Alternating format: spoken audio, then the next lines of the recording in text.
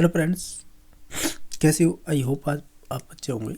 जो ये कलाम pre third grade के नाम से अध्यापक का पेपर हुआ था, तो इसमें है आपके जो पर्टिकुलर मनोविज्ञान है ना, मनोविज्ञान मीन्स साइकोलॉजी बोलते हैं इसे। तो जो साइकोलॉजी है ना, इसके संबंधित क्वेश्चन पूछे गए थे, तो उन्हें देख लेते हैं किस प्रकार के क्वेश्चन पूछे गए थे इस क्वेश्चन पेपर में। ठीक है, तो डायरेक्टली उसी पेज पे चलते हैं जिस पे आपके साइकोलॉजी के क्वेश्चन है, यानी मनोविज्ञान के। तो आप ध्यान से देखिएगा, 71 नंबर क्वेश्चन पूछा है जो साइकोलॉजी से संबंधित है। इसमें सही कोड की पहचान कीजिएगा, यानी एक तरफ तो मनोवैज्ञानिक दे रखे हैं, दूसरी तरफ उन्हीं से संबंधित सिद्धांत है। आप तो इन कोड के आधार पर भी मिला सकते हैं, जिनमें से आपकी जानकारी है उन्हें मिला लीजिएगा, बाकी तो सही हो ही जाएंगे। जैसे गिलफोर्ड है, तो गिलफोर्ड ने दी थी 3 डायमेंशनल थ्योरी, तो जिसे कहते हैं त्रिविमीय सिद्धांत। ठीक है, फिर उसके बाद स्पीयरमैन ने दी थी 2 फैक्टर थ्योरी, तो इसका मिलान हो जाएगा ए से, क्योंकि इसे 2 फैक्टर थ्योरी भी कह देते हैं, यहाँ पे लिख रखा है 2 फैक्टर थ्योरी। ठीक है, इसके अलावा थॉर्नडाइक ने इन्होंने मल्टी फैक्टर थ्योरी दी थी, तो इसका संबंध इस बी से हो जाएगा, इसमें मल्टी फैक्टर थ्योरी दे रखा है। बाकी थर्स्टन और साथ में इनके एक मनोवैज्ञानिक और थे केली। थर्स्टन और केली ने कौन सा सिद्धांत दिया था? इन्होंने दिया था ग्रुप फैक्टर थ्योरी, ये है ना सी नंबर में, तो इसका मिलान हो जाएगा इससे। तो हमने सभी मिलान कर लिए, तो देख लीजिएगा कौन सा आंसर होगा। पहले का 5 नंबर ऑप्शन हो जाएगा, 2 का 1 हो जाएगा, और थॉर्नडाइक से संबंधित 2 नंबर ऑप्शन हो जाएगा, और थर्स्टन का 3 से संबंध, यानी 51-23 है, वो 2 नंबर ऑप्शन में दे रखा है। ठीक है, इसमें एक ऑप्शन और बचा था, एक तत्व का सिद्धांत, जिसे कहते हैं यूनिफैक्टर थ्योरी है। ये आपकी अल्फ्रेड बिने थे ना, यानी अल्फ्रेड बिने, तो ये उन्हीं से संबंधित है।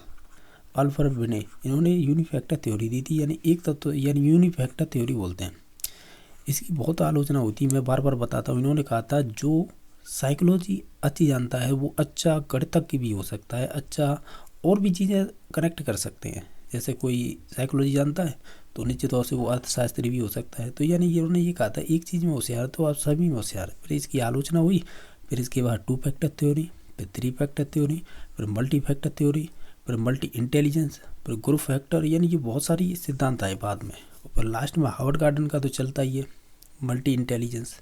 तो इस प्रकार है। ठीक है, तो इसका तो ऑप्शन नंबर बी सही हो जाएगा। क्वेश्चन नंबर 72 देख रहे होंगे। इसमें पूछा है कि कौन सा है अभिप्रेरणा का एक पक्ष नहीं है। हालांकि अभिप्रेरणा से संबंधित 3 शब्द चलते हैं। पहला होता है नीड, और दूसरा कौन सा होता है? दूसरा होता है ड्राइव, और तीसरा होता है इंसेंटिव। और यही स्टेप होते हैं तीनों। ठीक है, जिसमें नीड दे रखी है, ड्राइव भी दे रखा है, इंसेंटिव भी दे रखा है, लेकिन दबाव नहीं होगा, तो ऑप्शन नंबर सी सही हो जाएगा, क्योंकि हमें यही तो पूछा था अभिप्रेरणा का पक्ष नहीं है, तो वो हो जाएगा सी नंबर ऑप्शन। अब देखिएगा क्वेश्चन नंबर 73 नंबर कि इसमें से असुमिलित है उसे छाटिएगा। जैसे सुप्त, यार गलत दे रखा है, गुप्त नहीं, लेटेंट को सुप्ति भी बोलते हैं हिंदी में, चलो कोई बात नहीं, बोलते होंगे सुप्त अधिगम, जिसे बोलते हैं लेटेंट लर्निंग। तो ये टोलमैन से संबंधित है। ये टोलमैन वही हैं, कौन है? जिन्होंने साइन थ्योरी भी दी थी, साथ ही साथ साइन थ्योरी, और इन्होंने एक जिगजैग प्रयोग भी किया था, जिगजैग के नाम से जाना जाता है, जिसे कहते हैं भूल भुलैया। तो ये भी इन्हीं से संबंधित है।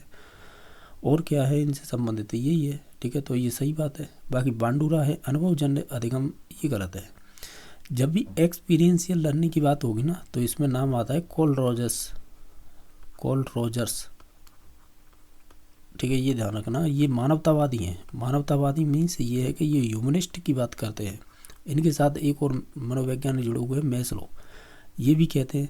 यानी ये वो चीज़ है कि हम समाज में रहते तो हमें किन किन चीज़ों की आवश्यकता होती है ना, उनसे संबंधित ये रहते, तभी ये कहलाते मानवतावादी। ठीक है, बाकी पावलो तो शास्त्रीय अनुबंधन से संबंधित है। बाकी स्किनर है, इन्होंने ऑपरेंट कंडीशन थ्योरी, क्रिया प्रस्तुत अनुबंधी है, ये भी सही है। यानी 2 नंबर गलत है, क्योंकि बांडुरा तो आपके सामाजिक संज्ञानात्मक सिद्धांत दिया था। ठीक है, तो ये तो जानते होंगे। बाकी है इसका हमें अब क्या बताना, असुमिलित, तो ऑप्शन नंबर 2 सही हो जाएगा। नेक्स्ट क्वेश्चन नंबर देख लेते हैं, जो है 74 नंबर। इसमें पूछा है कि जो आपका आईजैक प्रश्नावली में एक व्यक्ति को समाज विरोधी या आक्रामकता अहम केंद्रता संबंधी जो समस्या है, तो उसका संबंध किससे होगा? तो आईजैक का नाम आएगा ना, उसकी प्रश्नवाली को लेकर। तो देखिएगा, जैसे इंट्रोवर्सन वर्सेज एक्सट्रावर्सन, इसका मतलब अंतर्मुखता बनाम बहिर्मुखता, ये बात सही है। इन्होंने 3 प्रकार बताए थे। हालांकि देखा जाए तो इन्होंने 32 यानी पर्सनल फैक्टर थ्योरी दी थी, यानी 32 व्यक्तित्व प्रश्नावली दी थी। जैसे कैटल ने दी थी ना 16 वाली, कैटल ने 16 पीएफ दी थी, तो उसी प्रकार इसने 32 पीएफ दी थी। किसने? आइजेंक ने। तो इसमें इन्होंने 3 प्रकार बताए थे, अंतर्मुखता बनाम बहिर्मुखता, तंत्रकता, या हटाओ से तंत्र का, ये क्या लिख रखा है यार यहाँ पे देखिए, न्यूरिस्टिज्म वर्सेज इमोशनल स्टेबिलिटी, यानी तंत्र का बनाव सामयिक स्थिरता। और एक तीसरे नंबर की साइकोटिज्म वर्सेज सोशियो एबिलिटी, यानी मन मस्त, ये क्या लिख रखा है, मनस्तापिता बनाव सामाजिकता। हालांकि इंग्लिश में याद रखो तो बेस्ट रहेगी, क्योंकि इनकी पर्यायवाची बन के आते हैं, कन्फ्यूजन कर देते हैं। ठीक है, तो उपयुक्त सभी हो जाएगा। यानी जब है आप है व्यक्तित्व चैप्टर पढ़ेंगे ना, यानी पर्सनैलिटी वाला चैप्टर, तो उसमें कैटल भी नाम मिलेगा तुम्हें, ये भी मिलेगा, और सीलगुड वाला जो ऑलपोर्ट है वो भी मिलेगा। तो इन्होंने क्या किया था, जो 16 क्यों 32 पर्सनल फैक्टर थ्योरी दी थी आइजेंक ने। उन्होंने 3 प्रकार बताए थे, समाज में इस प्रकार की विशेषता भी पाई जाती हैं। तो ठीक है, ये थी। क्वेश्चन नंबर नेक्स्ट देख लेते हैं। तो इसका राइट आंसर उपयुक्त सभी हो गया था, सभी सही थे। ठीक है, 75 नंबर क्वेश्चन है, एक व्यक्ति है गरिष्ठ भोजन करने से पहले है एसिडिटी की गोली ले लेता है, तो ये किसका उदाहरण है? देखो, गरिष्ठ भोजन का यहाँ पे क्या यूज किया गया है, स्पाइस मिल। ठीक है, तो जैसा देख पा रहे होंगे, तो हम ये कहेंगे, ये आपका अगर ऑप्शनों के आधार पर जाएं तो ये ऋणात्मक पुनर्वलन हो जाएगा। ठीक है, हालांकि जब भी आप गरिष्ठ भोजन करेंगे ना, तो उसके बाद ही तो आपको एसिडिटी होगी, तभी आपको ये एसिडिटी की टेबलेट लेनी चाहिए। ठीक है, लेकिन ये भोजन करने से पहले ही ले रहा है, तो ये ऋणात्मक पुनर्वलन हो जाएगा। ठीक है, तो ऑप्शन नंबर बी सही हो जाएगा। क्वेश्चन नंबर 76 है, समायोजन की अप्रत्यक्ष युक्ति नहीं है, इसका मतलब हमें प्रत्यक्ष बतानी है फिर। ठीक है, इस प्रकार के क्वेश्चन ध्यान से पढ़ना है कि अप्रत्यक्ष युक्ति नहीं है, इसका मतलब वो प्रत्यक्ष हो गई। तो इनमें से देखिएगा, तो प्रत्यक्ष, तो बी नंबर ऑप्शन है वो सही है। सोच समझ कर आप लक्ष्य परिवर्तन करना, ये आपकी प्रत्यक्ष में आती है। बाकी अप्रत्यक्ष में कौन कौन सी आएंगी? अप्रत्यक्ष में एक तो कल्पनाओं में खोई रहना, अपना गुस्सा दूसरों पर निकालना, ये प्रक्षेपण हो जाएगा, और असंगत विचारों का दमन करना, तो ये आपका दमन, यानी यहाँ पे क्या शब्द दे रखा है, रिप्रेशन। ठीक है, तो ये भी आपका अप्रत्यक्ष में ही आता है। जो कल्पनाओं में कोई रहते हैं उन्हें या तो दिवा स्वप्न बोल सकते हैं। ठीक है, तो ये दिवा स्वप्न से संबंधित हो जाएगा। ठीक है, बाकी है तो इसका राइट आंसर तो फिर बी नंबर हो जाएगा, ये प्रत्यक्ष से संबंधित है। ठीक है, हमें यही क्वेश्चन इस प्रकार का पूछा था कि अप्रत्यक्ष युक्ति नहीं है, तो इसका मतलब वो प्रत्यक्ष की पूछ रहा है, तो इस वजह से बी नंबर ऑप्शन सही हो जाएगा। 77 नंबर है, शिक्षा मनोविज्ञान नहीं है इनमें से। तो देखो, सामाजिक होता है, व्यवहारिक होता है, अनुप्रयुक्त होता है, और लेकिन नियामक नहीं होता है, यानी आप इसे नॉर्मेटिव नहीं बोलेंगे, ये ध्यान रखना है। ठीक है, बाकी नेक्स्ट क्वेश्चन नंबर है 78 नंबर, सृजनात्मक बालक में होगी। तो देखो, इसमें फ्लुएंसी भी यानी धारा प्रवाहिता भी होती है, लचीलापन यानी फ्लेक्सिबिलिटी भी होती है, और मौलिकता मतलब ओरिजिनलिटी, ये यानी तीनों गुण पाए जाते हैं। तो ऑप्शन नंबर इसका डी सही हो जाएगा। क्वेश्चन नंबर 79 है कि डिसलेक्सिया में शामिल होती है, तो हम कहेंगे एक तो पढ़ने से संबंधित डिसेबिलिटी होती है, तो ये विशेषता तो हो जाएगी। बाकी बोर्ड पर लिखे अक्षरों को पहचानने में भी कठिनाई होती है, तो ये भी विशेषता हो जाएगी। तो ऑप्शन नंबर इसका सी सही हो जाएगा।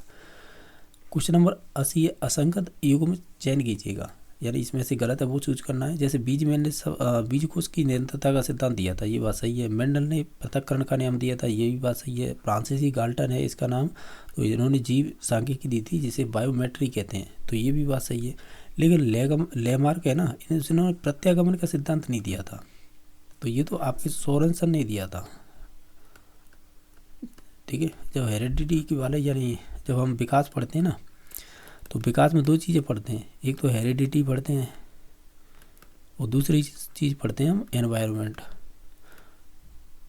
ठीक है, तो जो हेरिडिटी है ना, इसके सिद्धांत दे रखे ना, उससे पूछा है ये क्वेश्चन। तो लेमार्क तो इससे थोड़ी संबंधित है, लेमार्क तो जिराफ वाले से संबंधित है। जिराफ मीन्स ये है कि उपार्जित लक्षणों की वंशागति होती है, उस प्रकार के पहले चलते थे। जो बायोलॉजी से वो समझ रहे होंगे इस बात को। ठीक है, तो इसका ऑप्शन नंबर डी सही हो जाएगा। तो इस क्वेश्चन पेपर में केवल 10 क्वेश्चन पूछे थे, वो हमने सॉल्व किया। अगर किसी क्वेश्चन को लेकर डाउट है तो कमेंट में बता देना।